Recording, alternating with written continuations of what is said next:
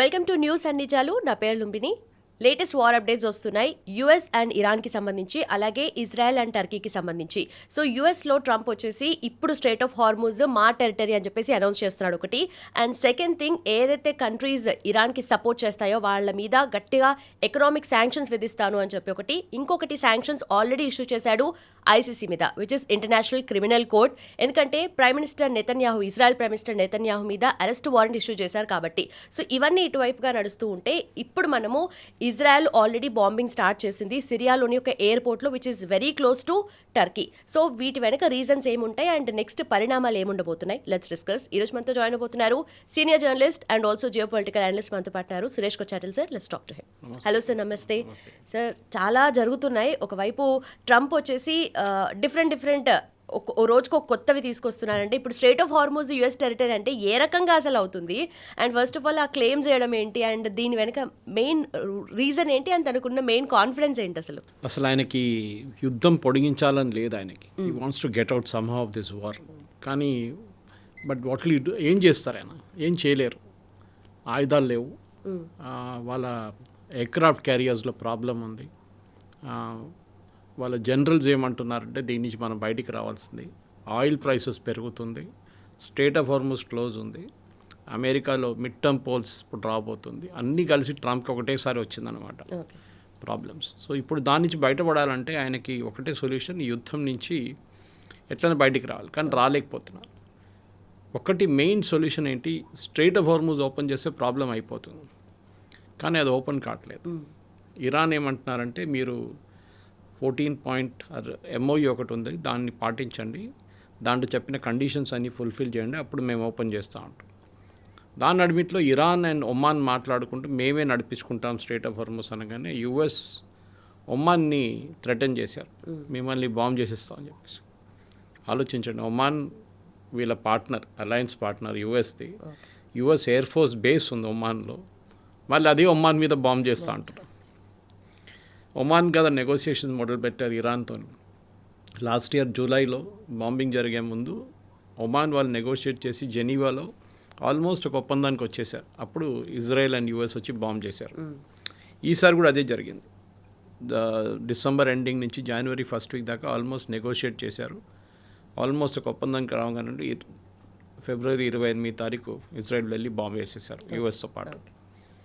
Problem Trump ఏంటంటే ఇప్పుడు దీని నుంచి బయటికి రావాలంటే ఆయన ఒకటే సొల్యూషన్ నేను చెప్పాను చూడండి, that is he should get straight of Hormuz. ఆయన ఇప్పుడు న్యూక్లియర్ మాట్లాడలేదు. Starting Iran will not have nuclear weapon చెప్పుకుంటూ వస్తే, కానీ ఇప్పుడు దాని గురించి అసలు మాట్లాడలేదు. ఈ ఆయిల్ ప్రైసెస్ ఎట్లా తగ్గించాలి, ఇప్పుడున్న 80-85 ఉన్నది తగ్గించి ఒక 70కి లేకుంటే 65 తీసుకురావాలని ట్రంప్. కానీ ఇప్పుడు ఏమంటున్నారు ట్రంప్, అమెరికన్ ప్రజలు ఈ హై ఆయిల్ ప్రైసెస్ కోసం ఇంకా కొన్ని నెలల పాటు సాక్రిఫైస్ చేయాల్సిందే, ఇంకేం చేయలేము ఇప్పుడు ఆయన. సో ఆలోచించండి, ఇప్పుడు ఎక్కడ మొదలైంది, ఇప్పుడు ఎక్కడికి వచ్చింది. ఆయన వచ్చినప్పుడు ట్రంప్ మెయిన్ క్యాంపెయిన్ పాయింట్ ఏముండే అంటే దట్ ఆయిల్ ప్రైసెస్ ఎప్పుడు మేము కంట్రోల్లో ఉంచుకుంటాం, ఆయిల్ ప్రైసెస్ని పెరగనీయమని చెప్పి ఒక క్యాంపెయిన్ ఉండే ట్రంప్ది.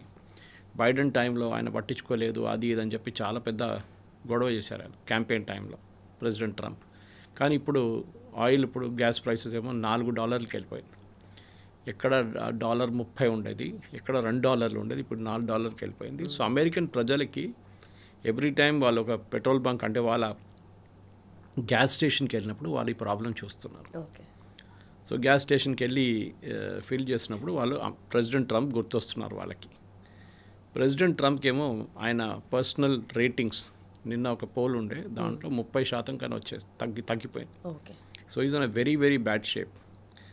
ఆయన ఏం చేయలేకపోతున్నారు. దాని నడిమిట్లో వాళ్ళ మిలిటరీలోనే చాలా మటుకు ఇష్యూస్ ఉన్నాయి.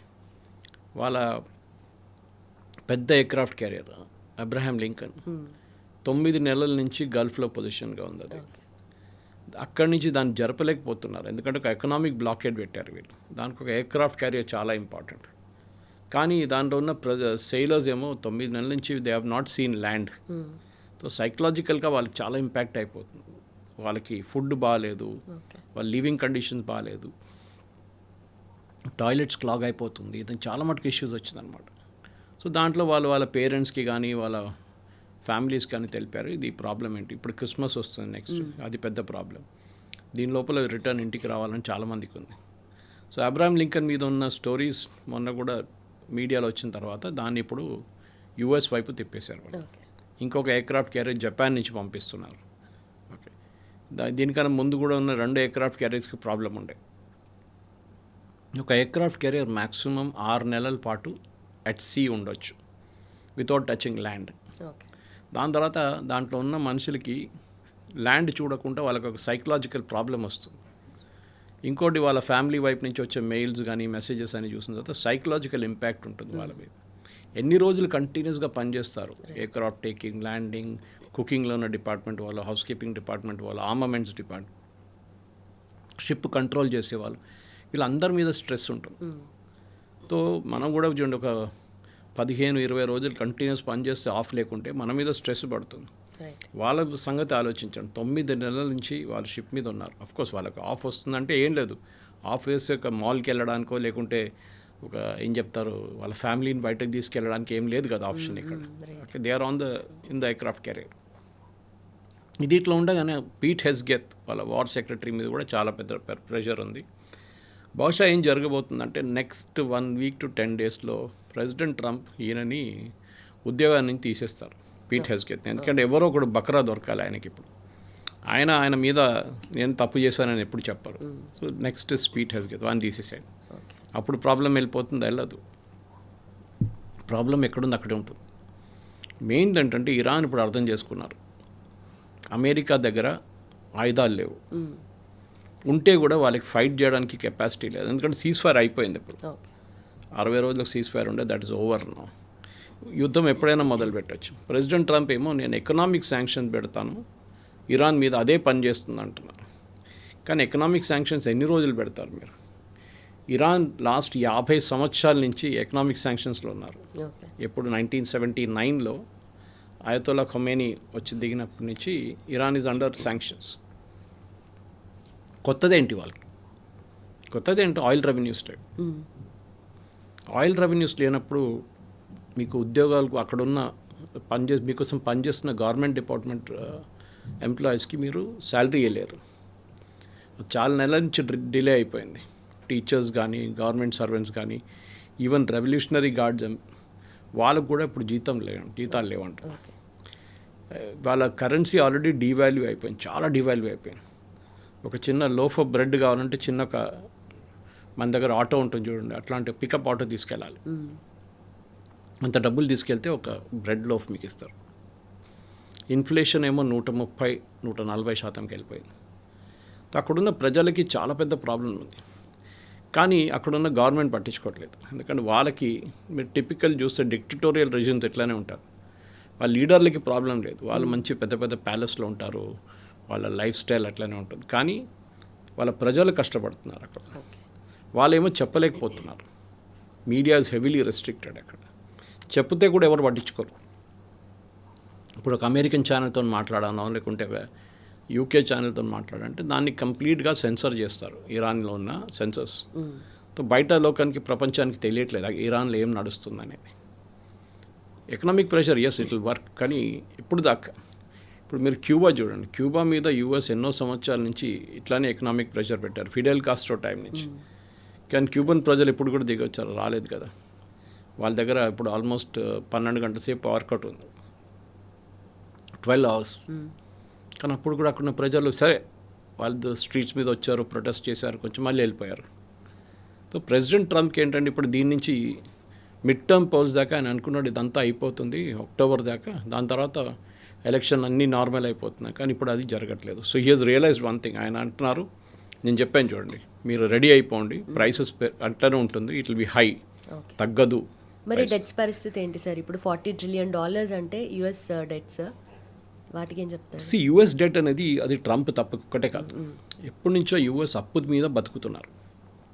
అంటే టిపికలీ మనం ఒక ఇల్లు నడిపిస్తున్నప్పుడు మనకు ఒక ₹1,00,000 జీతం ఉంటే ఆ ₹1,00,000 మీరు మొత్తం మీ లైఫ్ గడుపుకోవాలి. దాంట్లో ఐదర్ మీరు అద్దెకుంటున్నారు, లేకుంటే మీరు ఇల్లు తీసుకున్నారంటే ఈఎంఐ ఉంటుంది, మీ కారు ఉంటుంది, 2-wheeler ఈఎంఐలు ఉంటాయి, మీ రోజుకున్న ఖర్చులు ఉంటుంది, అది కాకుండా మీరు ఏమైనా కొనాలంటే మార్కెట్కి వెళ్ళి దాన్ని కొంచెం సేవింగ్ చేసుకుంటారు మీరు 10,000-20,000 సేవింగ్ చేసుకుంటారు.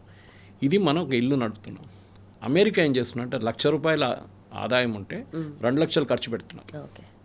సో దానికి ఏం చేయాలి మీరు? ఆబ్వియస్లీ అప్పు తీసుకోవాలి. మన ఇండియాలో టిపికలీ మనకు హౌస్ హోల్డ్ ఏం చేస్తారు, స్పెషల్లీ చాలామంది యంగ్స్టర్స్ ఏం చేస్తారు, క్రెడిట్ కార్డ్ తీసుకుంటారు. క్రెడిట్ కార్డ్ మీద కొనేసుకుంటారు. 45 రోజుల తర్వాత మళ్ళీ దాన్ని కట్టలేకపోతే ఇంకో క్రెడిట్ కార్డు తీసుకుంటారు. దాని నుంచి తిప్పుతారు దాన్ని. లాస్ట్లో the fellow will either abscond or commit suicide. కానీ దేశాలు కంట్రీస్ కెనాట్ కమిట్ సూసైడ్ కదా. సో అమెరికా ఏం చేస్తారు, అప్పు తీసుకుంటారు. ఎవరి దగ్గర వాళ్ళ దగ్గర వాళ్ళు అప్పు తీసుకోలేరు కదా. వాళ్ళ బ్యాంకుల దగ్గర నుంచి వాళ్ళు అప్పు తీసుకోలేరు. వాళ్ళు దేశాలకి మిగతా దేశాల నుంచి అప్పు తీసుకుంటారు. ఈవెన్ బంగ్లాదేశ్ నుంచి అప్పు తీసుకున్నారు యుఎస్. మన దగ్గర అప్పు తీసుకున్నారు. అంటే వాళ్ళకు బాండ్ ఇష్యూ చేస్తారు. ఈవెన్ మన దగ్గర కూడా రిజర్వ్ బ్యాంక్ బాండ్ ఇష్యూ చేస్తారు. కానీ మన దేశంలో అది కొన్ని స్టేట్స్కి, సపోజ్ తెలంగాణ గవర్నమెంట్కి రేపు 10,000 కోట్లు కావాలి. వాళ్ళ బారోయింగ్ లిమిట్ ఆల్రెడీ క్రాస్ అయిపోయింది. ఇంకా వాళ్ళు కొత్త లోన్లు తీసుకోలేరు with in the country. So వాళ్ళు ఏం చేస్తారు, ఆర్బీఐ బాండ్ ఇష్యూ చేస్తారు. ఆ బాండ్ వాళ్ళు కొనుక్కుంటారు. ఓకే, కొనుక్కొని దాంట్లో ఇంట్రెస్ట్ కట్టాల్సి వస్తుంది అనమాట. సో 10,000 రూపాయలు ఇప్పుడు తీసుకుంటే 3, 4, 5 సంవత్సరాల తర్వాత దాన్ని కట్టొచ్చు అన్నమాట. అట్లా వాళ్ళు బతుకుతారు. సో యూఎస్ ఏం చేస్తారు, ఇట్లానే బాండ్స్ ఇష్యూ చేశారు ఎప్పటి నుంచో, రైట్ ఫ్రమ్ లాస్ట్ 20, 30, 40 ఇయర్స్ నుంచి. అది ప్రతి సంవత్సరం ఒక్కొక్క ట్రిలియన్ పెరుగుతుంది. సో ట్రంప్ వచ్చినప్పుడు బహుశా 38 ట్రిలియన్ ఉండే, ఇప్పుడు 40 ట్రిలియన్ అయిపోయింది న్యాచురల్లీ 2.5 ఇయర్స్లో, 2 ఇయర్స్ ఆల్మోస్ట్. ఇప్పటి నుంచి ఇంకా పెరుగుతుంది. ట్రంప్ ఆఫీస్ డెమిట్ చేసేటప్పటికి వెళ్ళి ఇట్ విల్ బి 32 or 30, 31, 32 అవుతుంది మినిమం. 33 అయితే కూడా ఈ won't be surprised. So America వాళ్ళ ఏం చెప్తారు, డెట్ని రిటైర్ చేయలేకపోతున్నారు, ఆ డెట్ని తగ్గించలేకపోతున్నారు. తగ్గించాలంటే ఒకటే ఉంది, ఏంటంటే వాళ్ళకి ఆదాయం పెంచాలి. అది వాళ్ళు చేయలేకపోతున్నారు. There individual GDP is high, కానీ అది ట్రాన్స్లేట్ కావట్లేదు. డెట్ని అంటే ఇప్పుడు చైనా దగ్గర నుంచి వాళ్ళు అప్పు తీసుకున్నారు. ఇప్పుడు రేపు చైనా వచ్చి అడుగుతారు అనుకోండి, మాకు ఈ అప్పు 10 సంవత్సరాల తర్వాతనే మీరు కడతా అన్నారు, కానీ మాకు ఇప్పుడు అర్జెంట్గా డబ్బులు కావాలి, ఈ డెట్ని మేము, ఈ బాండ్ని మేము మీకు ఇచ్చేస్తున్నాం, మాకు డబ్బులు ఇవ్వండి అంటారు. ఎక్కడికి వెళ్తారు యూఎస్? డబ్బులు లేవు. సో ఇది ప్రాబ్లం అనమాట. సో ప్రతి యూఎస్ ప్రెసిడెంట్ ఇవాళ అమెరికన్ లైఫ్ స్టైల్ చూస్తే మీరు చాలా హై కాస్ట్ ఎకానమీ. ఒక లాజిక్ ఏంటంటే ఎకనామిక్స్లో, మీ ఇంట్లో ఒక ట్యాప్ తీసుకొస్తే దాన్ని ఫిట్ చేసే వచ్చే ప్లంబరు ట్యాప్ కన్నా ఎక్కువ తీసుకుంటే then the economy is not viable. Suppose మీరు ట్యాప్ 500 రూపాయలు తీసుకొచ్చారు ఇండియాలో, ఆ ఫిట్ చేయడానికి వచ్చినప్పుడు 750 రూపాయలు తీసుకుంటే దెన్ యూఆర్ ఇన్ఎఫిషియెంట్, ఎకానమీ పోయింది మీది. కానీ మన దగ్గర ఏం చేస్తారంటే వాడు వచ్చినప్పుడు వాళ్ళతో చిన్న చిన్న పనులని చేయించుకుంటాం. అక్కడ ఒక వాషర్ పోయింది, ఇక్కడ ఒక గడ్డ పోయింది అని చెప్పేసి మొత్తం మార్చుకుంటారు. సో మీ కాస్ట్ సెట్ అయిపోతుంది. వాడు వచ్చిన పని మెయిన్ ఒక ట్యాప్ రీప్లేస్ చేయడం. కానీ అమెరికాలో అట్లా కాదు, they will come only for that job. నేను ఒక ఎగ్జాంపుల్ ఇస్తున్నాను, ట్యాప్ అనేది it can be anything for that matter. So ఈ ఒక ప్రాబ్లం అమెరికాకు ఉంది, ఇన్ఎఫిషియన్సీ. దానికోసం వాళ్ళ స్టీల్ ఇండస్ట్రీ కానీ, వాళ్ళ కార్ ఇండస్ట్రీ కానీ మొత్తం అమెరికా నుంచి క్లోజ్ చేసి వెళ్ళిపోయారు. చాలా తక్కువ కార్ కంపెనీలు ఉన్నారు ఇప్పుడు. స్టీల్ కంపెనీ మొత్తం చైనా తీసుకెళ్ళిపోయారు. మ్యానుఫ్యాక్చరింగ్ మెక్సికో కానీ కెనడా తీసుకెళ్ళిపోయారు మొత్తం. మన దగ్గర నుంచి టీషర్ట్లు తయారై తిరుపూర్ నుంచి వెళ్తుంది. మనం లో వాల్యూ ఇంజనీరింగ్ గుడ్స్ సప్లై చేస్తాం, సాఫ్ట్వేర్ సర్వీసెస్ సప్లై చేస్తాం. ఎందుకు అమెరికన్ సాఫ్ట్వేర్ కంపెనీస్ మనకి ఇండియాకి అవుట్సోర్స్ ఎందుకు చేస్తారు? అమెరికన్ కంపెనీస్ వాళ్ళు అక్కడ పని చేయించుకోవాలంటే గంటకి $10 కట్టాల్సి వస్తుంది. ఎగ్జాంపుల్ ఇస్తున్నాను, again it may be different amount. మన దగ్గర అదే పని $2 అయిపోతుంది. న్యాచురల్లీ వాళ్ళు ఇక్కడ పంపిస్తారు, బికాస్ ఇది ఫిజికల్గా మీరు ఏం మూవ్ చేయక్కర్లేదు కదా, it's just on the net it's getting transferred data. So ఇది అమెరికా మేజర్ ఇన్ఎఫిషియన్సీ అమెరికా దగ్గర ఉంది. మీరు అడిగిన ప్రశ్నకి ఇది ఒక ఆన్సర్ అన్నమాట. కానీ అమెరికాకి అది కాకుండా చాలా ఇష్యూస్ ఉన్నాయి. ఓకే, ఒకటి వాళ్ళ కాంపిటేటివ్నెస్ లేదు లోకంలో. ప్రెసిడెంట్ ట్రంప్ ఏమో నేను బయట నుంచి పెట్టుబడి తీసుకొస్తున్నాను, ఇక్కడ సౌదీ అరేబియా ఒక $500 బిలియన్ ఇన్వెస్ట్ చేస్తా అన్నారు, ఖత్తర్ ఇన్వెస్ట్ చేస్తా అన్నారు, వాళ్ళు చేస్తా, ముఖేష్ అంబానీ చేస్తా. ఎస్ కరెక్టే, కానీ దానికి టైం పడుతుంది. ఓవర్ నైట్ మీరు ఫ్యాక్టరీలు పెట్టలేరు. ఆయన ప్రెసిడెంట్ ట్రంప్కి ఏంటంటే ఏఐ లీడర్షిప్కి మీద ఆయనకు చాలా ఫోకస్ ఉంది. అక్కడి నుంచి చిప్స్ బయటికి పంపించకూడదు. ఎస్పెషల్లీ కంపెనీస్ లైక్ ఎన్విడియా వాళ్ళ హై అండ్ చిప్స్ చైనాకి అమ్మట్లేదు. చైనాకి అది ఏ దేశానికి అమ్మట్లేదు వాళ్ళు. కానీ మిగతా దేశాలు వాళ్ళకి కావాల్సిన చిప్స్ వాళ్ళు తయారు చేసుకుంటున్నారు. ఏదో ఒక రోజు they will catch up with America. ఆ రోజు అమెరికన్ చిప్ ఇండస్ట్రీ కూడా పోతుంది మొత్తం కంప్లీట్గా. సో ఇప్పుడున్న పరిస్థితుల్లో America is in a biggest disadvantage. ఎందుకంటే ఒకటి ఈ యుద్ధం అనేదే వాళ్ళకి ఆల్మోస్ట్ 75 నుంచి 80 బిలియన్ డాలర్లు ఖర్చు అయినాయి. ఓకే, సో మీరు ఆలోచించే అంత డబ్బులు మీరు మీ ఎకానమీలో పెట్టుంటే ఎంత బాగుపడుతుంది. మీరు వెళ్ళి ఇరాన్ ఇంత బాంబ్ చేశారు, దీని తర్వాత కూడా ఇరాన్కి ఏం కాలేదు. ఇరాన్ అట్లా ఎక్కడున్నారు అక్కడే ఉంది, ఒక ఏనుగులాగా అన్నమాట. ఏనుగుని మీరు పక్క నుంచి చిన్న చిన్న క్రాకర్లు వేసి కొడితే కూడా దానికి ఇంపాక్ట్ ఉండదు, అది అట్లనే నిలబడి ఉంటుంది. ఇది ఇరాన్ కూడా అట్లనే అయిపోయింది. ఇప్పుడు వాళ్ళని ఎంత బాంబ్ చేసినా కానీ వాళ్ళ మీద ఏ ఇంపాక్ట్ లేదా. ప్రెసిడెంట్ ట్రంప్ తెలిసిపోయింది ఇప్పుడు this a limit to bombing air నుంచి.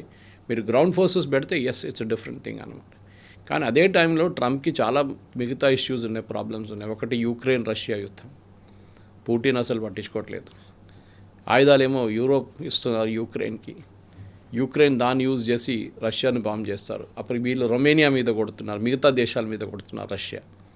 ఆ టైంలో జెలెన్స్కీ ఏమో వాళ్ళ డిఫెన్స్ మినిస్టర్ని సాక్ చేసేసారు, ఉద్యోగాన్ని తీసేశారు. దాని వ్యతిరేకంగా అక్కడ యుక్రెయిన్లో పెద్ద ప్రొటెస్ట్ నడుస్తుంది. So Ukraine Russia is an a mess, complete mess. Trump దాంట్లో వెళ్ళి అక్కడ కూడా నేను ముందు పీస్ టాక్స్ నడిపిస్తా అంటే మీ దగ్గర ఉన్న యుద్ధం ముందు ఆపండి, తర్వాత అక్కడ చూసుకుందాం అన్నారు వాళ్ళు. Same problem Israel, Hezbollah, Hamas and మనకు తెలిసిందే హూతీ సౌదీ అరేబియా ప్రాబ్లం నడుస్తుంది. అక్కడేమో Israel and Hezbollah, Hamas issue ఉంది. ఇప్పుడు కొత్తగా టర్కీ అండ్ ఇజ్రాయెల్ నడిమిట్లో కూడా ఒక చిన్నది కాదు, చాలా పెద్ద ఒక ఇష్యూ మొదలైందన్నమాట. సో దాని గురించి నిన్ననే మొన్న వాళ్ళు ఇజ్రాయెల్ సిరియా మీద బాంబ్ చేశారు. సిరియాలో మీకు తెలిసిందే former terrorist leader is now the president. కానీ ఆయన్ని ఎవరు సీరియస్గా పట్టించుకోరు except for Trump and Erdogan. So మొన్న వాళ్ళ టర్కిష్ బార్డర్ దగ్గర ఒక రన్వే, ఒక ఎయిర్పోర్ట్ రెనోవేట్ చేస్తున్నారు, మిలిటరీ ఎయిర్పోర్ట్. ఇది టర్కీ చేస్తున్నారు. అది సిరియా దగ్గర డబ్బులు లేవు కదా. సో దాని ఎందుకంటే సిరియన్ ట్రూప్స్ని ట్రైన్ చేయడానికి అన్నారు వీళ్ళు. ఇజ్రాయెల్కి తెలుసు కాదు, టర్కీని అక్కడ రానిస్తే మళ్ళీ మాకు సెక్యూరిటీ థ్రెట్ ఉంటుందని చెప్పి బాంబ్ చేసేసారు, రన్వే మొత్తం డిస్ట్రాయ్ చేశారు. సదర్న్ సిరియాలో ఇజ్రాయెల్ వచ్చి కూర్చున్నారు అక్కడ కూడా. ఇజ్రాయెల్కి ఒక ఎక్స్పాన్షనిస్ట్ పాలసీ ఉందని అరబ్ దేశాలు అంటున్నారు. ఇజ్రాయెల్ అంటున్నారు కాదు, మేము మా బఫర్ జోన్ మెయింటైన్ చేసుకుంటున్నాం, మా మీద ఎట్లాంటి మా మీద అటాక్ జరగకూడదు, దానికోసం మేము ప్రొటెక్షన్ తీసుకుంటాం. బట్ ఇలా ఏ కంట్రీకి తోచినట్టుగా ఆ కంట్రీ బాంబింగ్ చేసుకుంటూ పోతే ఉన్న పీస్ ట్రీటీస్ ఎందుకు, లేదంటే పీస్ నెగోషియేషన్స్ కానీ, లేదంటే ఐసీజే ఉంది, దానికి తోడు యుఎన్ఓ అసలు ఏం చేస్తుంది, ఇవన్నీ కూడా పిక్చర్లోకి రావాలి కదా సార్. ప్రాబ్లం ఏమైపోయిందంటే ఇప్పుడున్న యూనిపోలార్ వరల్డ్ ముందు బైపోలార్ ఉండే, ఒక యుఎస్ఎస్ఆర్ ఉండే, ఒక యుఎస్ ఉండే, ఇద్దరు చాలా స్ట్రాంగ్ ఉండే. కానీ గార్బచోవ్ తీసుకొచ్చిన పెరెస్ట్రోయికా తర్వాత ఓకే గ్లాస్నోస్ట్ అని యుఎస్ఎస్ఆర్ అనేది డిసెంటిగ్రేట్ అయిపోయింది, ముక్కలు అయిపోయినాయి. Russia, Ukraine, Kazakhstan, Tajikistan, Armenia, Azerbaijan ఇట్లాంటి అన్ని చిన్న దేశాలు అయిపోయాయి. చిన్నది కాదు, పెద్ద దేశాలు. సో ప్రాబ్లం ఏమైందంటే అటువైపు ఏమో యుఎస్ సాలిడ్ అయిపోయారు ఇంకా. సో యుఎస్ ఎకానమీ ఎట్లానే ఉండొచ్చు, కానీ యుఎస్ మిలిటరీ పవర్ చాలా స్ట్రాంగ్. సో యుఎస్ ఒక యూనిపోలార్ వరల్డ్ అయిపోయారు. ఇప్పుడు ముందు మీరు అడగొచ్చు you are with me or with them అని చెప్పి. కొంతమంది రష్యాతో ఉంటారు, కొంతమంది అంటే యుఎస్ఎస్ఆర్తో, కొంతమంది యుఎస్తో ఉంటారు. ఇప్పుడు ప్రాబ్లం ఏంటంటే యుఎస్ది వాళ్ళు ఇప్పుడు ఈ ఇరాన్ యుద్ధంలో వెళ్ళిన తర్వాత వాళ్ళు మిగతా ఎక్కడ కాన్సన్ట్రేట్ చేయలేకపోతున్నారు. సో టర్కీ దగ్గర ఒక ప్రాబ్లం ఉంది, ఇజ్రాయెల్ దగ్గర ప్రాబ్లం ఉంది చాలా మటుకు. సో ఈ ప్రాబ్లం అన్ని సార్ట్అవుట్ చేయడానికి ట్రంప్ వెళ్తే ఆయన ఒక పెద్ద మెస్లో వెళ్ళిపోయాడు అనమాట. ఆయన ఇజ్రాయెల్ ఒక మాట అంటారు, ఇజ్రాయెల్ పట్టించుకోరు. టర్కీకి ఒక చెప్తారు, టర్కీ పట్టించుకోరు. ఇక్కడేమో మేము ఖత్తర్తో మాట్లాడుతున్నాం అంటారు, ఖత్తర్ ఏం పట్టించుకోవట్లేదు. ఇరాన్ ఒమాన్ నెగోషియేట్ చేసి ఒమాన్ మీద బాంబ్ చేస్తా అంటున్నారు. సో నోవేర్ ప్రెసిడెంట్ ట్రంప్కి ప్రాబ్లం ఏంటంటే ఐసీసీ కానీ, international Court of criminal court కానీ, ఎవరిది కానీ ఆయన పట్టించుకోరు. అదే ఇప్పుడున్న పెద్ద ప్రాబ్లం అన్నమాట. ఆయన ఐసీసీ వాళ్ళ మెయిన్ జడ్జెస్ మీద చర్యలు తీసుకుంటున్నారు. మీరు చూస్తే ఐసీసీ అనేది ఈజ్ డిఫరెంట్ ఫ్రమ్ ఐసీజే. మీరు అడగొచ్చి మన దగ్గర ఇంటర్నేషనల్ కోర్ట్ ఆఫ్ జస్టిస్ అని ఒకటి ఉంది. ఇంటర్నేషనల్ కోర్ట్ ఆఫ్ జస్టిస్ రెండు both are located in Hague, Netherlands, Holland. So International Court of Justice అనే యునైటెడ్ నేషన్స్ వాళ్ళ ఒక బాడీ. వాళ్ళు ఏం చేస్తారంటే భారతదేశం అమెరికా నడిమిట్లో ఏదో ఒక గొడవ ఉంది, we will go to ICJ. Okay వీళ్ళు ఇది చేశారు, మా మీద దాడి చేశారు, లేకుంటే అది చేశారు, వి కంప్లైంట్ అనమాట. అక్కడ వాళ్ళ కంప్లైంట్ని జడ్జెస్ వింటారు. 14 మంది 16 మంది బెంచ్ ఉంది వాళ్ళ దగ్గర. కానీ ఇట్స్ నాన్ బైండింగ్, ఎవరి మీద బైండింగ్ లేదు. వాళ్ళొక ఆర్డర్ ఇచ్చినా ఎవరు పట్టించుకోరు. కుల్భూషణ్ జాదవ్ మీకు గుర్తుంటుంది, మన ఆర్గ్యూ చేస్తే అక్కడ వెళ్ళి ఐసీజేలో. అదే టైంలో ICC is not a UN body, కానీ వాళ్ళు యూఎన్తో ఇంటరాక్ట్ అవుతారు, యునైటెడ్ నేషన్స్. ఐసీసీలో మీరు ఇండివిజువల్గా వెళ్ళి కంప్లైంట్ ఇవ్వచ్చు, క్రిమినల్ కంప్లైంట్. మా దేశం మీద దాడి జరిగింది, నా ఇల్లు పోయింది, నా కారు పోయిందని చెప్పి అక్కడ వెళ్ళి మీరు కేసు వేయచ్చు. అదే ఇప్పుడు జరిగింది. బెంజమిన్ నెహ్రూ వ్యతిరేకంగా ప్యాలెస్టైన్ వాళ్ళు కేసు వేశారు. ఇజ్రాయెల్, యుఎస్, ఈవెన్ ఇండియా మనం పట్టించుకోవాలి. ICC we don't recognise ICC. కానీ మన వ్యతిరేకంగా ఉన్న దేశాలు, ఫర్ ఎగ్జాంపుల్ ఇప్పుడు Israel, Palestine is a member of ICC, అంటే ద రికగ్నైజ్ ఐసీసీ. అప్పుడు వాళ్ళు ఏం చేశారు, వెళ్ళి కంప్లైంట్ చేశారు, నెటన్యాహు ఆయన పగలు రాత్రి లేకుండా బాంబులు వేస్తున్నాడు మా మీద, పిల్లలు చనిపోయారు, మహిళలు చనిపోయారు, అది ఇది అని చెప్పి. సో అరెస్ట్ వారెంట్ ఇష్యూ చేశారు నెటన్యాహు వ్యతిరేకంగా. దాన్ని కౌంటర్ చేయడానికి యూఎస్ ఇప్పుడు ఇట్లాంటి చర్యలు తీసుకుంటున్నారు అన్నమాట. ఓకే.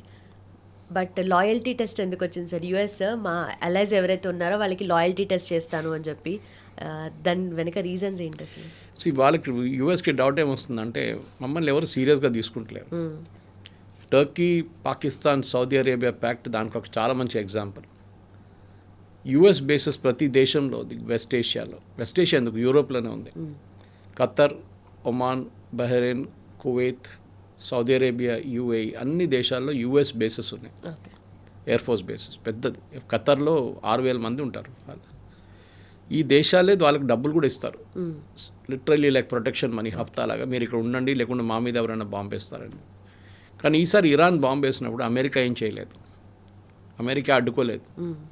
వాళ్ళ బేస్ మీద వస్తున్న బాంబుని అడ్డుకున్నారు. అంతేకాని ఖత్తర్ లాంటి దేశంని, వాళ్ళ ఖత్తర్ క్యాపిటల్స్ మీద, దోహా మీద దాడి జరుగుతాయి, లేకుంటే సౌదీ అరేబియా అరామ్కో మీద దాడి జరుగుతాయి, యూఎస్ ఏం చేయట్లేదు. వాళ్ళు అన్నారు, సారీ మా బేస్ మేము చూసుకుంటాం, మా బేస్ మీద మిసైల్ వస్తే మేము పేట్రియట్ని పెట్టి దాన్ని కొట్టేస్తాం. సో గల్ఫ్ దేశాలకు అర్థమైపోయింది దట్ యూఎస్తో నుండి మాకు రారు, హెల్ప్కి రారు, మేమే మా పని చూసుకోవాలి. సో వాళ్ళు ఒక రీజనల్ అలయన్స్ ఫామ్ చేసుకున్నారు. సౌదీ అరేబియా, టర్కీ, ఈజిప్ట్ కూడా వస్తున్నారు, కానీ ఈజిప్ట్ ఇప్పుడు రావట్లేదు. వాళ్ళ దాంట్లో అంటే ఒక దేశం మీద దాడి చేస్తే అన్ని దేశాల మీద, which is the principle of NATO, section 5. కానీ ఇప్పుడు మొన్న అరామ్కో మీద ఈ సంతకం పెట్టి ఇంక్ డ్రై అయ్యే ముందు అరామ్కో మీద హూతీలు దాడి చేశారు. కానీ పాకిస్తాన్ కానీ టర్కీ కానీ ఏం చేయలేదు, అబ్సల్యూట్లీ క్వైట్. సో అప్పుడే అర్థమైపోయింది ఇది వర్క్ కాదు. కానీ ఒక అలయన్స్ ఉందంటే ఉంది అంతే. పాకిస్తాన్ వాళ్ళగా 6,000 మంది సోల్జర్స్ని తీసుకొచ్చి సౌదీ అరేబియాలో పెట్టుకున్నారు. సౌదీ అరేబియా వాళ్ళకు జీతాలు ఇస్తున్నారు, 16 ఎకరాలు తెచ్చి పెట్టుకున్నారు. సౌదీ అరేబియా దానికి కూడా డబ్బులు ఇస్తున్నారు రెంట్ లాగా. సో సౌదీ అరేబియా వాళ్ళ దగ్గర వాళ్ళు they are the world's second largest importer, ఆయుధాలు ఇంపోర్ట్ చేసే సెకండ్ లార్జెస్ట్ కంట్రీ. మనం లార్జెస్ట్ ఉన్నాం, వాళ్ళు సెకండ్ లార్జెస్ట్. ఒక్కొక్కసారి వాళ్ళు ఫస్ట్ అయిపోతారు, మనం సెకండ్ అయిపోతాం. ఇప్పుడు మన ఆత్మనిర్భర్ మొదలైపోయినప్పుడు మనం ఇంపోర్ట్ తగ్గించేసాం చాలా మటుకు, కానీ with still one of the biggest markets అన్నమాట. సౌదీ అరేబియా తెచ్చి ఏం చేసుకుంటున్నారో అర్థం కావట్లేదు. వాళ్ళ దగ్గర F-16 ఉన్నాయి, F-14 ఉన్నాయి, F-15 అన్నీ ఉన్నాయి, కానీ వాళ్ళు వాడలేదు. వాళ్ళ దగ్గర యుద్ధానికి వెళ్ళిన సోల్జర్స్ ఎవరు లేరు, ఎక్స్పీరియన్స్ లేదు వాళ్ళకి. సౌదీ అరేబియాకి వాళ్ళ ప్రాబ్లం ఉంది. ఎందుకంటే అటువైపు మనం డిస్కస్ చేసాం, ఈ స్ట్రైట్ ఆఫ్ హార్మూజ్ మాట్లాడతాం, కానీ మనం బాబల్ మండేబ్ గురించి మర్చిపోయాం. ఇటువైపు రెడ్ సీలో ఉన్నది, సూయజ్ కెనాల్ వైపు వెళ్తుంది, యూరోప్కి వెళ్ళే రూట్ అది. ఇది ఏషియాకి వెళ్తే అది యూరోప్కి వెళ్తుంది. అది బంద్ అయ్యి ఇప్పుడు ఆల్మోస్ట్ 2 వారాలు అయ్యాయి.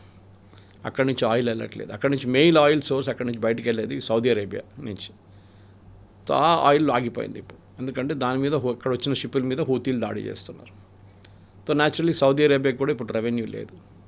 వాళ్ళది ఒక ఈస్ట్ వెస్ట్ పైప్ లైన్ అనేది ఒక చాలా పెద్ద ఒక పైప్ లైన్ ఉంది, 1,200 కిలోమీటర్ది. అది ఈస్ట్ నుంచి స్టార్ట్ అయ్యి వెస్ట్లో ల్యాండ్ అవుతుంది. అక్కడ యాన్బు అని చెప్పి చిన్న పోర్ట్ ఉంది. అక్కడ ఆ పోర్ట్కి షిప్స్ వచ్చి ఆయిల్ తీసుకెళ్ళిపోతారు. కానీ హూతీలు వస్తున్న షిప్పుల మీద దాడి చేస్తున్నారు. ఇప్పుడు షిప్పులు రావట్లేదు, ఆగిపోయినాయి. సో అదొక ప్రాబ్లం సౌదీ అరేబియాకి ఉంది. ఎవరైనా కానీ ఇప్పుడు గల్ఫ్లో ఏ దేశం కూడా ఇప్పుడు వాళ్ళ ఆయిల్ని ఎక్స్పోర్ట్ చేయలేకపోతున్నారు. దానికోసం మనం ఏం చేస్తున్నాం, మిగతా దేశాలని తెప్పించుకుంటాం. ఈవెన్ యూఎస్ దగ్గర నుంచి మనం గ్యాస్ కొనుక్కుంటున్నాం. So we should not have a problem అని చెప్పేసి.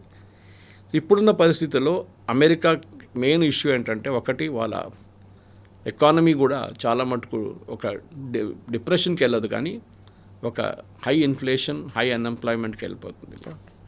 వాళ్ళకు ప్రెసిడెంట్ ట్రంప్ ఏదేదో వాగ్దానాలు చేశాడు ఎలక్షన్ టైం, నేను అది చేస్తాను, ఎంప్లాయ్మెంట్ తీసుకొస్తాను, ఇన్ఫ్లేషన్ తగ్గిస్తాను, అది కానీ ఏం జరగట్లేదు. ఆయన ఫుల్ అటెన్షన్ ఏమో యుద్ధం వైపు వెళ్ళిపోయింది. ఆయన దాని నుంచి బయటికి రాలేకపోతున్నారు. ఇంకేదైనా పని చేయాలంటే యుద్ధమే ఉంది ఆయన మైండ్లో ఇప్పుడు కూడా. రోజుకి ఒక స్టేట్మెంట్ ఇస్తారు, నేను అది చేస్తాను, ఇది చేస్తాను. కెనడా మీద 50% టారిఫ్లు పెట్టబోతా అన్నాడు. ఓకే, కానీ నిన్న సాయంత్రం మళ్ళీ దాన్ని విత్డ్రా చేసుకున్నాడు. మేము మాట్లాడుతున్నాం, మేము నౌ ఒక 1 week I'm keeping it in abeyance అన్నారు. అది ఏం జరుగుతుందో తెలియదు. కెనడాతోని యూఎస్కి one of the largest trading partners. అది కాకుండా వాళ్ళ బార్డర్ అన్ఫెన్స్ బార్డర్, వాళ్ళ ఫెన్సింగ్ లేదు. సో ఎవరు కావాలంటే అక్కడికి నుంచి ఇక్కడ వస్తారు, ఇక్కడి నుంచి అక్కడికి వెళ్తుంటారు వాళ్ళు అనమాట. సో కెనడాతో ఒక రిలేషన్షిప్ అట్లా ఉంది. అదే టైంలో మెక్సికోతోనూ అదే ప్రాబ్లం ఉంది. ఇప్పుడు మనం ఐసీసీ చూసాం చూడండి. ఐసీసీ గురించి మాట్లాడుతున్నప్పుడు మర్చిపోకూడదు మనం, ఇది బైడెన్ అడ్మినిస్ట్రేషన్ ఉన్న టైంలో ఇప్పుడు బెంజమిన్ నెటన్యాహు వ్యతిరేకంగా వీళ్ళు ఎట్లా అరెస్ట్ వారెంట్ ఇష్యూ చేశారు ICC, because of Gaza bomb చేశారు అది ఇది అని చెప్పి ఐసీసీ ఒక అరెస్ట్ వారెంట్ ఇష్యూ చేశారు. అంటే బెంజమిన్ నెటన్యాహు ఏ ఎయిర్పోర్ట్లో కనిపిస్తే బయట ఆయన అరెస్ట్ చేయాలి. కానీ ఆయన మొన్ననే యూఎస్కి వెళ్ళొచ్చు, ఏ ప్రాబ్లం లేదు. ఓవర్ ఫ్లయింగ్ రైట్స్ చేయకూడదు, అంటే ఆయన ఎయిర్క్రాఫ్ట్ మీ దేశం ఎయిర్ స్పేస్ నుంచి వెళ్ళకూడదు. ఫర్ ఎగ్జాంపుల్ పాకిస్తాన్ అసలు రిలేషన్షిప్ లేదనుకోండి ఇజ్రాయెల్తో, కానీ అప్పుడు కూడా ఈ ప్రాబ్లం ఉన్నప్పుడు ఏం చేస్తారు సౌదీ అరేబియా కానీ మిగతా దేశాలు కానీ బెంజమిన్ నెటన్యాహు వైపు నుంచి ఈ ఐసీసీ అరెస్ట్ వారెంట్ రాగానే ఆయనకు అక్కడ కూడా రానియట్లేదు. అఫ్కోర్స్ ఆయన సౌదీ అరేబియాకి వెళ్ళాడు అనుకోండి, యూఏకి వెళ్ళారని చెప్తున్నారు లాస్ట్ 3 నెలల ముందు. ఈ ఆర్డర్ వచ్చినప్పటి నుంచి యూఎస్కి చాలా కోపం ఉండే, మీరు ఇట్లా ఇష్యూ చేస్తారు, హమాస్ మీద ఎందుకు ఇష్యూ చేయట్లేదు, మిగతా ఎంతోమంది డిక్టేటర్స్ ఉన్నారు వాళ్ళ మీద చేయట్లేదు అని చెప్పేసి. యాక్చువల్లీ మనం చూస్తే వీళ్ళ వైపు నుంచి మడూరోని వెనిజువేలా నుంచి తీసుకెళ్ళిపోయారు. Did you issue an arrest warrant for him. ఇరాన్లో ఉన్న గవర్నమెంట్ 40,000 మంది వాళ్ళ సివిలియన్స్ని చంపేశారు జనవరిలో. వాళ్ళ వ్యతిరేకంగా ఐసీసీ ఏదైనా అరెస్ట్ వారెంట్ ఇచ్చారా? ఇవ్వలేదు. అట్లాంటి చాలా దేశాలు ఉన్నాయి. ఎందుకు మీరు రేపు పాకిస్తాన్ డిక్టేటర్ ఉన్నారు కదా, ఫీల్డ్ మార్షల్ అసీం మునీర్, ఆయన పెహల్గాం చేయించుండని అందరికీ తెలుసు. ఈ only was responsible for it. ఆయన వ్యతిరేకంగా ఏమైనా కేసు ఉందా ఇంటర్నేషనల్ క్రిమినల్ కోర్టులో? లేదు. సో ఎవరికైనా యూఎస్కి ఇష్టమైతే అప్పుడు ఫర్ ఎగ్జాంపుల్ బైడెన్ టైంలో పుటిన్ వ్యతిరేకంగా ఒక అరెస్ట్ వారెంట్ ఇష్యూ చేశారు యుక్రెయిన్ వార్ గురించి. బాంబ్ చేస్తున్నాడు, సివిలియన్స్ చంపేస్తున్నాడు. దాన్ని సమర్థించారు ఎవరు? President Biden. He said extremely good, very good, మేము సపోర్ట్ చేస్తాం ఐసీసీ అని. కానీ ఇప్పుడు నెటన్యాహు వ్యతిరేకంగా అరెస్ట్ వారెంట్ ఇష్యూ చేయగానే 2 సంవత్సరాలు అవుతుంది ఇప్పుడు ఇష్యూ చేసి. అప్పుడు యూఎస్ ఏమో శాంక్షన్స్ పెట్టేశారు జడ్జెస్ మీద, ప్రాసిక్యూటర్స్ మీద. టెక్నికల్ ఏం జరుగుతుందంటే ఒక్కసారి యూఎస్ మీ మీద శాంక్షన్స్ పెడితే, అది ఇరాన్ కూడా నేర్చుకున్నారు, మనం కూడా నేర్చుకున్నాం పోఖరాన్ తర్వాత, మీ కంప్లీట్ బ్యాంకింగ్ సిస్టమ్ ఫ్రీజ్ అయిపోతుంది. ఏదో ఒక శాంక్షన్ పెట్టి బయట నుంచి మీరు తెప్పించుకోలేరు అనుకున్నారండి ఏదైనా ప్రోడక్ట్, అది కాదు శాంక్షన్స్. శాంక్షన్స్ ఏంటంటే మీరు ఇక్కడ నుంచి ఒక క్రెడిట్ కార్డ్ పేమెంట్ చేస్తే ఫ్రీజ్ అయిపోతుంది మీ క్రెడిట్ కార్డ్. ఎందుకంటే it works through the American banking system, Swift system and American banking system. వాళ్ళు అక్కడ ఫ్రీజ్ చేసేస్తారు. ఇప్పుడు ఏం జరిగిందంటే ఇంటర్నేషనల్ కోర్ట్ ఆఫ్ జస్టిస్లో జడ్జెస్ కానీ ప్రాసిక్యూటర్స్ కానీ వాళ్ళు బ్యాంక్కి వెళ్ళి డబ్బులు విత్డ్రా చేయడానికి ట్రై చేస్తే వాళ్ళ కార్డు సీజ్ చేసుకున్నారు, వాళ్ళ అకౌంట్ ఫ్రీజ్ చేసేసారు. వాళ్ళు ట్రావెల్ చేయలేకపోతున్నారు ఇంటర్నేషనల్లీ. యూఎస్ వీసా క్యాన్సిల్ చేశారు. సో వాళ్ళు కంప్లీట్గా ఏం చెప్తారు, ఫ్రీజ్ అయిపోయారు. వాళ్ళు ఇప్పుడు ఏం చేయలేరు. సో న్యాచురల్లీ ఎవరు ఉంటారు ఆ పొజిషన్లో? ఎవరు ఉంటారు? దీనికన్నా ముందు దే వాజ్ ఇంగ్లీష్ జడ్జ్ ఒకరు ఉండే లేడీ, ఆమె రాజీనామా చేసి వెళ్ళిపోయింది. ఎందుకంటే ఆమె పాపం ఈ డబ్బులు లేవు. బట్ ఇండివిజువల్స్ మీద కూడా శాంక్షన్స్ వర్తిస్తాయి సార్ ఇలా? ఐసీసీ ఇండివిజువల్స్ మీద ఉంటుంది, దేశాల మీద కూడా ఉంటుంది. International Court of Justice is for disputes. మేము పాకిస్తాన్ డిస్ప్యూట్ నడుస్తుంది, then we can go down. China అన్నాడు ఇట్లా డిస్ప్యూట్ ఉంది, అప్పుడు మనం ఐసీజేకి వెళ్ళొచ్చు. కానీ ఐసీసీలో ఇట్ ఈస్ ప్యూర్లీ ఒక దేశం, ఒక హెడ్ ఆఫ్ స్టేట్, ఒక డిక్టేటర్ వ్యతిరేకంగా కేసెస్ చేయాలంటే అప్పుడు వాళ్ళు చేయొచ్చు అన్నమాట. సో కానీ అది ఎవరు పట్టించుకోరు కదా. మీరు ఎంత నిర్ణయాలు ఇచ్చినా, పెద్ద పెద్ద జడ్జ్మెంట్ ఇచ్చినా, మన మీద కూడా అది ఇది అన్నారు. We said to hell with you. వాళ్ళకి ఇంకా హ్యూమన్ రైట్స్ ఒకటి ఉంది ఇంటర్నేషనల్ యూఎన్ది. వాళ్ళు అప్పుడప్పుడు అంటారు ఇండియాలో క్రిస్టియన్స్ని కొడుతున్నారు, ముస్లిమ్స్ని కొడుతున్నారు మోదీ గవర్నమెంట్. అంటే మన గవర్నమెంట్ అసలు పట్టించుకోదు, వాళ్ళెవరు, we don't know who they are అని చెప్పి. సో ఇప్పుడున్న పరిస్థితిలో మనం మిడిల్ ఈస్ట్లో చూస్తే ఒక స్టేటస్ కోకి వచ్చేస్తుంది. దానికోసం అసలు పెద్ద న్యూస్ ఏం రావట్లేదు. మీరు చూస్తుంటారు 2-3 వారాల నుంచి నో బిగ్ న్యూస్. ఎక్కడుంది అక్కడే ఉంది, స్టేటస్ కో అని చెప్పొచ్చు మనం. షిప్పులు బయటికి రావట్లేదు, రేట్లు అట్లనే ఉంది, ప్రెసిడెంట్ ట్రంప్ ఏమో నేను బాంబ్ చేయను, ఎన్ని రోజులు ఇరాన్ నడిపించుకుంటా చూద్దాం ఓకే. అని ఇంకొక వార్నింగ్ ఇచ్చారు. ఏ దేశమైనా ఇరాన్తోని మళ్ళీ డీలింగ్లు మొదలు పెడితే వాళ్ళ మీద శాంక్షన్స్ ఉంటుంది. ఇది మనం ఇరాన్ నుంచి ఆయిల్ కొనేటప్పుడు ఈ ప్రాబ్లం ఉండే, అప్పుడు యుఎస్ మన మీద శాంక్షన్స్ పెట్టారు, అప్పుడు మనం బంద్ చేసేసాం వాళ్ళ దగ్గర. Okay, okay. చాబహార్ పోర్ట్ ఒక డెవలప్మెంట్ మనకి ఇచ్చిన 2 బర్త్స్ ఇచ్చారు అక్కడ. ఆ డెవలప్మెంట్కి మనం డబ్బులు కట్టి డెవలప్మెంట్ చేస్తున్నాం. ఆ టైంలో యుఎస్ శాంక్షన్స్ తీసుకొచ్చారు ఇరాన్ వ్యతిరేకంగా. ఇరాన్ ఇన్ఫ్రాస్ట్రక్చర్ ప్రాజెక్టులు ఎవరైనా పనిచేస్తే వాళ్ళు కూడా అవుట్. అప్పుడు మనం స్పెషల్ పర్మిషన్ తీసుకున్నాం యుఎస్ దగ్గర. వాళ్ళు అన్నారు ఓకే నెక్స్ట్ 2 years మీకు పర్మిషన్ ఇచ్చేస్తాం, మీరు చేసుకోండి. కానీ అదే పోర్ట్ మీద ఒక 3 వారాల ముందు యుఎస్ బాంబ్ చేశారు చాబహార్ పోర్ట్ మీద. సో ఏం డ్యామేజ్ జరిగిందో తెలియదు, కానీ డ్యామేజ్ అయితే ఉంటుంది డెఫినెట్గా. ఇప్పుడున్న పరిస్థితుల్లో ప్రెసిడెంట్ ట్రంప్కి ఇప్పుడు ఆయన ఏం చేయలేకపోతున్నాడు, టోటలీ హెల్ప్లెస్. రైట్. ఏంటంటే శాంక్షన్స్ చేసుకుంటూ కూర్చోవాలంతే. అట్ సేమ్ టైం మీరు బాంబ్ చేస్తారా? No. Boots on the ground పెడతారా? నో. మళ్ళీ యుద్ధం ఎట్లా ఏం చేస్తారు? ఇరాన్ కూడా అంటున్నారు ఫైన్, నో ప్రాబ్లం, మాకు కూడా ఏ ఇష్యూ లేదు, వీఆర్ నాట్ ఇన్ అ హరీ, మేము ఇంకా 2, 3, 4 నెలలు 5 నెలలు వెయిట్ చేయడానికి రెడీ ఉన్నాం. ఓకే. అప్పుడు దాకా ఎప్పుడు ఇంగ్లీష్లో చెప్తారు, హూ బ్లింక్స్ ఫస్ట్ చూద్దాం, ఇరాన్ దిగొస్తారా లేకుంటే యుఎస్ దిగొస్తారా. ఇప్పుడు కూడా కన్ఫ్యూజన్ ఉంది. ప్రెసిడెంట్ ట్రంప్ అంటున్నారు ఏ చర్చలు అడగట్లేదు అంటున్నారు, కానీ ప్రెసిడెంట్ ట్రంప్ సన్నిన్లో జారెడ్ కుష్నర్ అంటున్నారు లేలే మేము మాట్లాడుతున్నాం. అంటే వాళ్ళ నడిమిట్లోనే కన్ఫ్యూజన్ ఉంది ఇప్పుడు, ఓకే, ఓకే. మాట్లాడుతున్నారా లేదా అని వాళ్ళకే తెలియదు. కానీ ఏదైనా కానీ Iran is waiting for it's time. Right. వాళ్ళకి అర్థమైపోయింది స్ట్రెయిట్ ఆఫ్ హార్మూజ్ అనేది ఒక ట్రంప్ కార్డ్, ట్రంప్ వ్యతిరేకంగా వాడుకోవడానికి. అది మేము వాడుకుంటామని ఓకే. అది ఇరాన్ చేస్తున్నారు. అమెరికా ఏమో దాన్ని మా టెరిటరీ అంటున్నారు. మీరు చూసుంటారు ఇక్కడ ఏమో Iranian embassy, Hyderabad embassy, California మా టెరిటరీ అని చెప్పి నిన్న ఒక మ్యాప్ రిలీజ్ చేశారు. ఓకే, మీరు స్ట్రెయిట్ ఆఫ్ హార్మూజ్ తీసుకుంటే మేము కాలిఫోర్నియా తీసుకుంటామని చెప్పేసి. ఇది ఇట్స్ జోక్. ఏ దేశం కావాలంటే రేపు మనం పాకిస్తాన్ మనదే అని చెప్పి రాసి తీసుకుంటే అయిపోతుంది, అట్లా కాదు కదా. మీ అథారిటీ ఉంటే దాని మీద మీరు ఎక్కడున్నారు, మీ టెరిటరీ ఎక్కడ ఉంది. ప్రెసిడెంట్ ట్రంప్ ఇస్ బికమ్ ఏం చెప్పారు, ఆయనకి కూడా ఏం చేయాలని అర్థం కావట్లేదు. వెరీ వెరీ పెథటిక్ స్టేట్ అన్నమాట అది. Right, right. విత్డ్రా అవ్వాలంటే అవ్వలేకపోతున్నారు, ఏం చెప్పాలో ఏం చేయలేరు. రైట్. అది ప్రాబ్లం వచ్చేసింది అక్కడ. Okay. Right sir, thank you so much. Thank you.